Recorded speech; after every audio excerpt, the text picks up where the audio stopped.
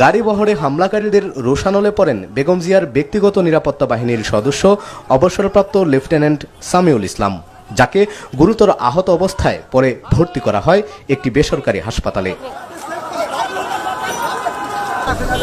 হামলায় আহত হন আরও বেশ কয়েকজন। সন্ধ্যা ৬টার দিকে বিএনপি চেয়ারপারসনের গাড়িবহর হোটেল সোনারগাঁ পার হয়ে বাংলা মোটর সিগন্যালে আটকা পড়লে গাড়িবহরে চড়াও হয় হামলাকারীরা।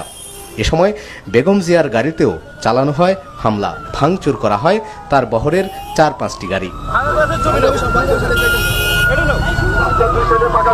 আকস্মিক এ হামলার পরপরই বেগম জিয়া সিটি কর্পোরেশন নির্বাচনে তার দল সমর্থিত প্রার্থীদের পক্ষে জনসংযোগ কর্মসূচি স্থগিত করে সরাসরি চলে যান নয়াপল্টনে দলের কেন্দ্রীয় কার্যালয়ে।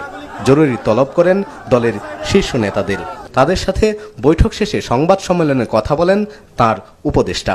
এই সোনার ছেলেরা কারা, তারা কোথায়, এই সোনার ছেলেদেরকে কে প্রোটেকশন দিচ্ছে?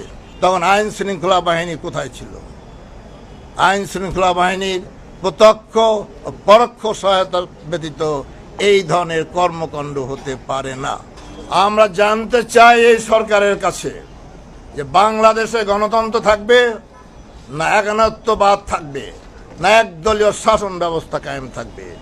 আপনি স্পষ্ট করে বলে দিন, যাতে আমরাও যারা গণতন্ত্রে বিশ্বাস করি, আইনের শাসনে বিশ্বাস করি, মৌলিক অধিকারে বিশ্বাস করি, আমরাও আমাদের পথ বেছে নিতে পারি। এরপর রাত 9:30টার দিকে দলীয় কার্যালয় থেকে গুলশানের বাসভবনে চলে যান বেগম জিয়া। এর আগে নির্বাচনী প্রচারণায় নেমে সোমবার কারওয়ান বাজার এবং পরের দিন ফকিরাপুল এলাকাতেও হামলার শিকার হন বিএনপি চেয়ারপারসন। দল সমর্থিত প্রার্থীর পক্ষে গত 18 এপ্রিল থেকে ঢাকা উত্তর ও দক্ষিণে জনসংযোগ কর্মসূচি চালিয়ে যাচ্ছেন বেগম জিয়া। নির্বাচনের সময় দেশে আইন শৃঙ্খলা, বিশেষ করে ঢাকায় আইন শৃঙ্খলা পরিস্থিতির জন্য দায়ী ইলেকশন কমিশন, আর ইলেকশন কমিশনের প্রধান হিসেবে দায়িত্ব তাঁর।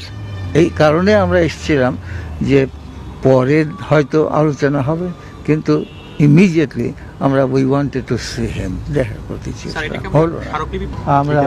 আমরা লিখিত বক্তব্য এবং ওই গাড়ি ভাঙচুরের ছবি কিছু দিয়ে গেল আমাকে।